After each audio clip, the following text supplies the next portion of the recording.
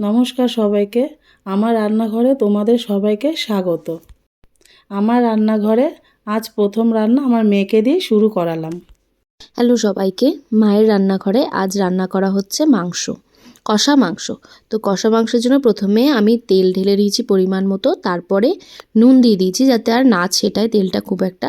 তারপর আলু দিয়ে আলুর ওপরে আমি হলুদ দিয়ে দিচ্ছি কিছুটা পরিমাণ মতো যাতে ভাজাটা ভালো হয়। তো তারপরে আমি ভালো মতো নেড়ে নিচ্ছি। ভালো মতো নেড়ে আমি একটা ঢাকা দিয়ে দিয়েছি, আর যাতে একদম স্টিম আজে যাতে দেওয়া হয়। তারপর আলুগুলো সেদ্ধ হলে একে একে আলুগুলি তুলে নেব ভাজা হয়ে গেলে এবং সেদ্ধ হয়ে গেলে। এরপরে পেঁয়াজটা দিয়ে দেবো কড়াইতে সেই তেলেই।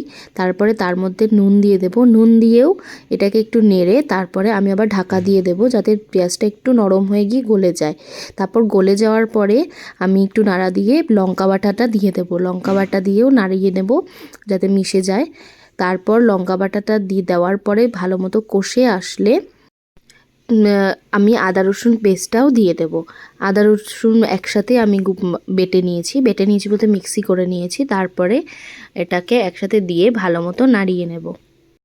ভালো মতো নেড়ে তারপর গ্যাসের আঁচটাকে একটু কমিয়ে দেব, কমিয়ে তারপরে কষার জন্য কিছুক্ষণ রেখে দেব। কিছুটা কষে আসলে একে একে হলুদ দিয়ে দেব, লাল লঙ্কার গুঁড়োও দেব।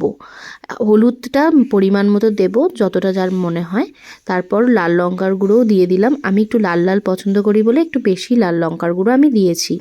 তারপরে ভালো মতো নেড়ে নেব, নাড়িয়ে কিছুক্ষণ আঁচ কমিয়ে ফুটতে দেব যতক্ষণ না তেল বেরোয়। এখন তেল বেরিয়ে গেছে, ভালো মতো কষেও গেছে। তারপর টক দইটাকে ভালো মতো ফেটিয়ে আমি সেই কষানো মশলাটার ওপরে দিয়ে দেব, দিয়ে ভালো মতো নাড়িয়ে নেব। নাড়িয়ে আবার কিছুক্ষণ ফুটতে দেব যতক্ষণ না ভালো মতো কষে আসে। ভালো মতো কষে আসার পরে যখন দেখা যাবে লাল লাল তেল বেরিয়ে গেছে, তারপরে একে একে আমি সব মাংস দিয়ে দেব। আমি একটু সাজিয়ে দিচ্ছি যাতে নাড়তে সুবিধা হয়।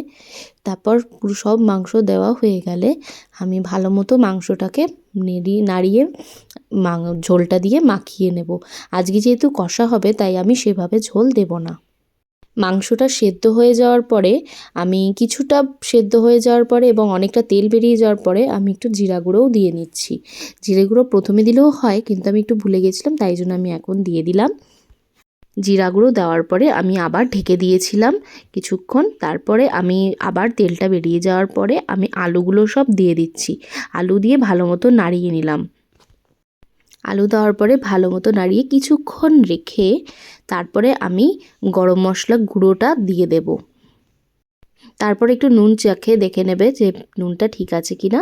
তারপরে ভালো মতো নেড়েই 2 মিনিট মতো রেখে দিলেই রেডি চিকেন কষা। কেমন লাগলো সেটা আমাদেরকে কমেন্টে লিখে জানিও। Thank you.